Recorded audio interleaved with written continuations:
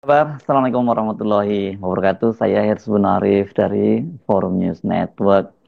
Rumor politik Presiden Prabowo bakal segera melakukan reshuffle jilid kedua itu makin panas. Ancar-ancarnya itu reshuffle akan dilakukan bila tidak bulan Maret ini, akan dilakukan di awal bulan April setelah Hari Raya Idul Fitri. Sejumlah diplomat dan pengamat asing di Jakarta juga ikut memperbincangkannya, menjadikan sebagai hot gosip, ini gosip politik ya, bukan gosip infotainment. Bahkan juga ada seorang pengamat yang mempublikasikannya dengan menyatakan bahwa dia mengutipnya itu dia mendapatkannya dari sumber yang sangat kredibel.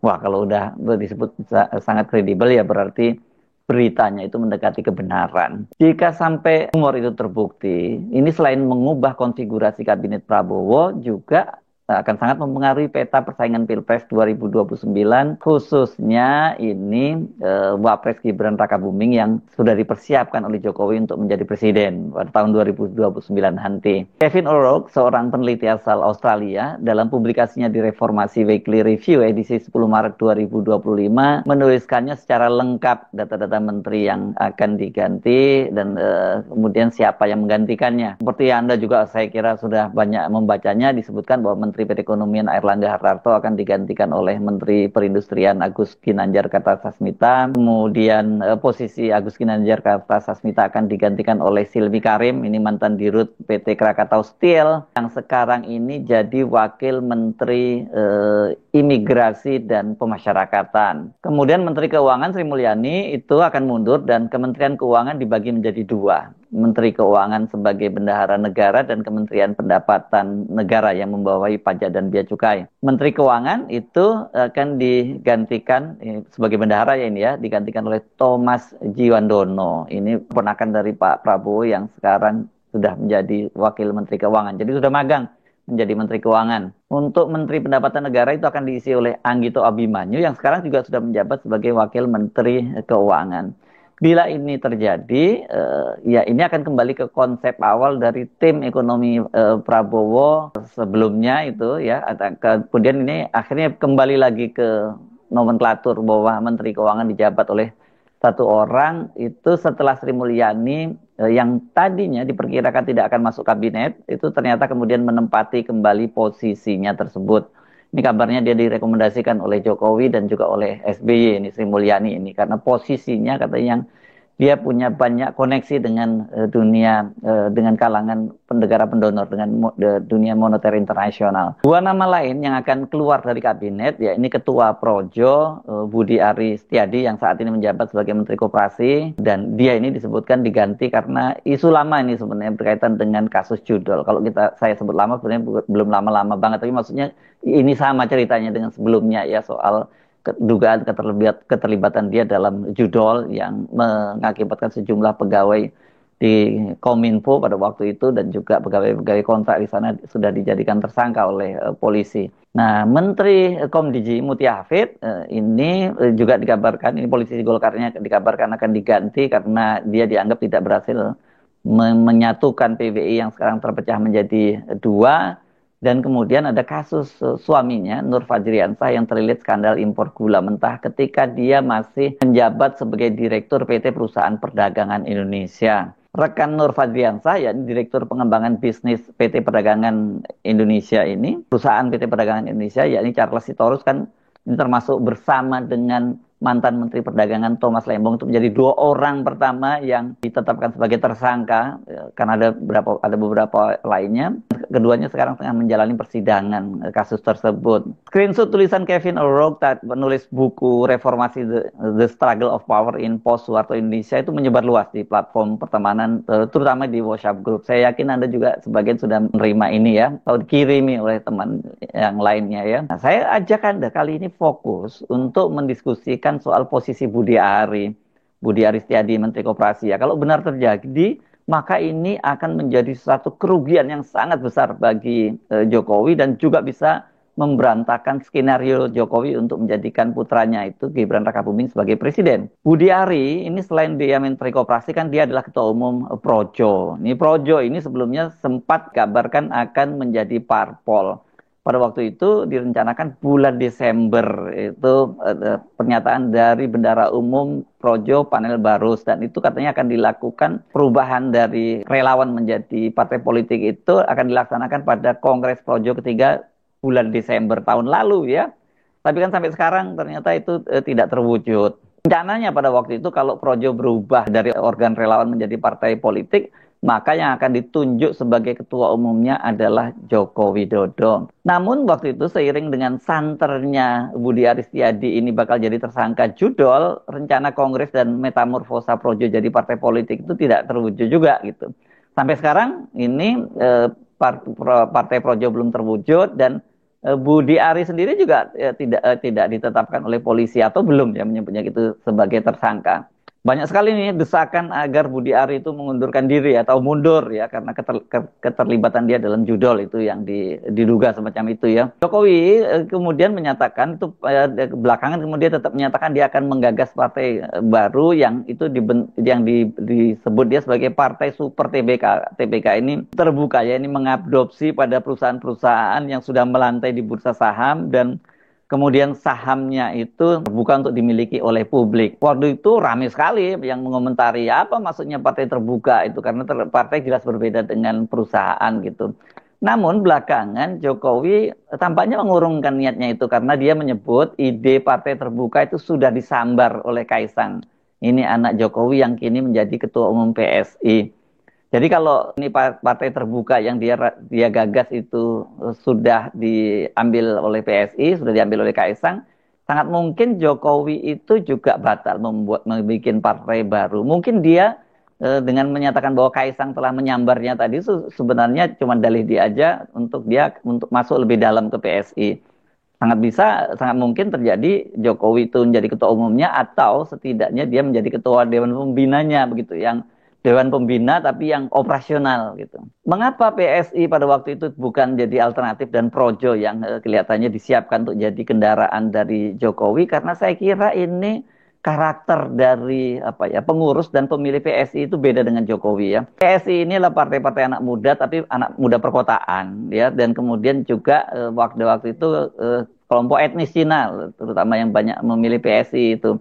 Ini kan beda sekali ya kalau khusus untuk basis demografinya ya. Kalau PSI kan sifatnya itu lebih di perkotaan gitu.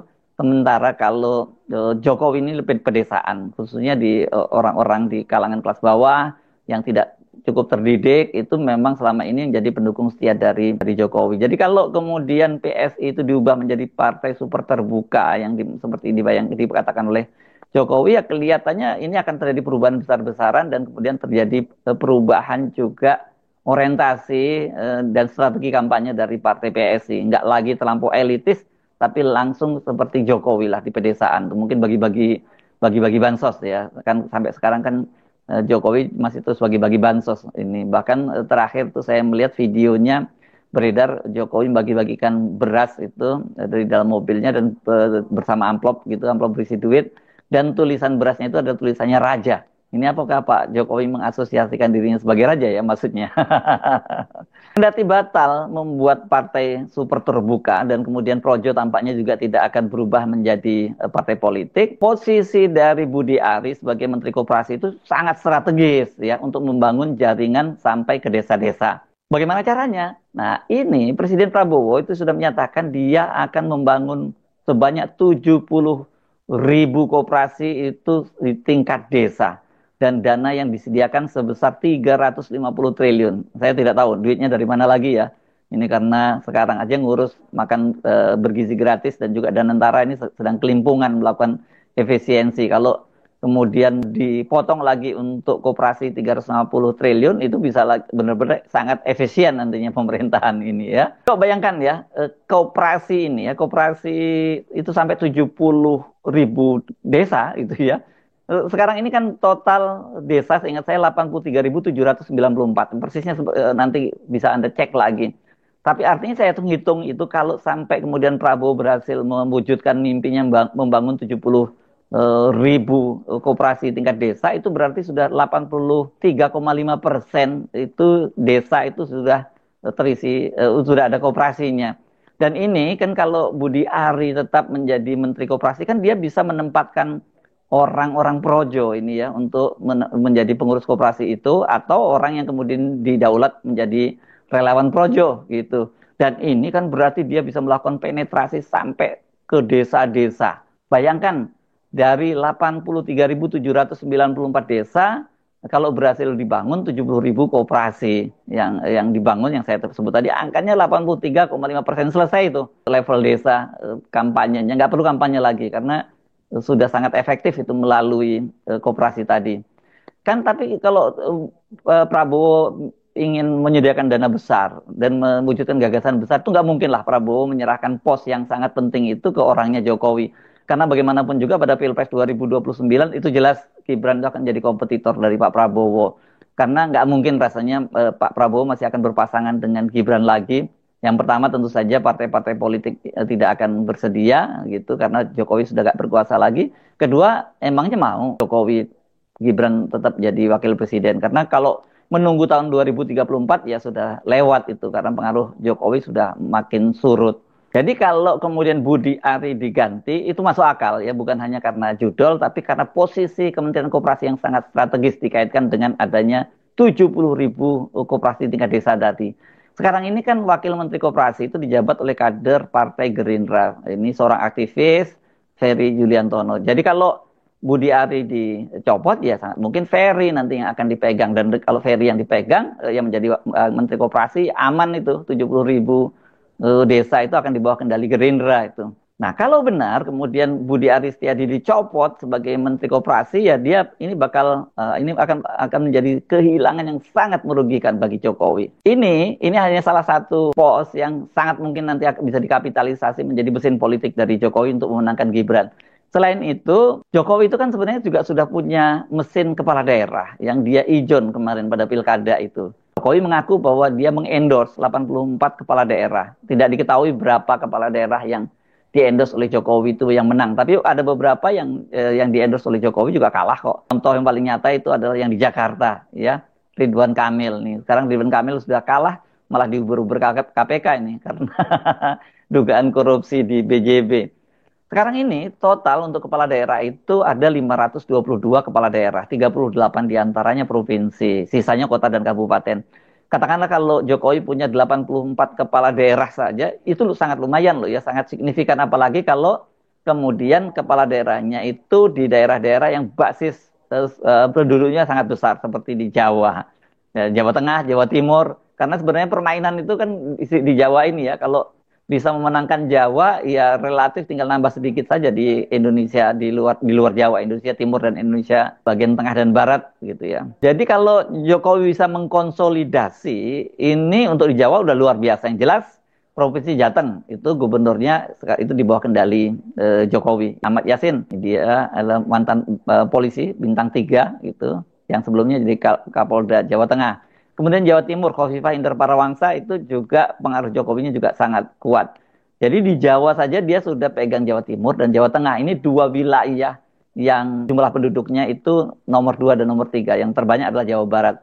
Sementara kalau Jawa Barat, Banten itu dikuasai oleh Gerindra, Jakarta oleh PDIP. Sementara Jogja ini Sultan kita boleh sebut sebagai netral gitu ya. Nah, apa mesin politik dari Jokowi kemarin yang paling efektif? Di antara semua mesin politik Jokowi yang paling efektif itu pada Pilpres dan pemilu lalu itu adalah oleh para pengamat dan media disebut sebagai Parcok atau Partai Coklat. Ini sebenarnya institusi kepolisian yang kemudian diplesetkan oleh para pengamat dan media sebagai Parcok. Ya kenapa? Karena meskipun dia institusi resmi, tapi perannya itu sebagai tim sukses itu baik di pemilu legislatif maupun di Pilpres. Nah, ini instansi kepolisian ini juga dipastikan pada Pilpres 2029 dan pemilu juga 2029 akan lepas dari kendali Jokowi. Kapolri Listio Sigit, Jenderal Listio Sigit Prabowo itu kalau toh dia dipertahankan oleh Prabowo sampai masa pensiunnya itu dia akan pensiun pada bulan Mei tahun 2027. Nah, karena apa? Karena dia ini kan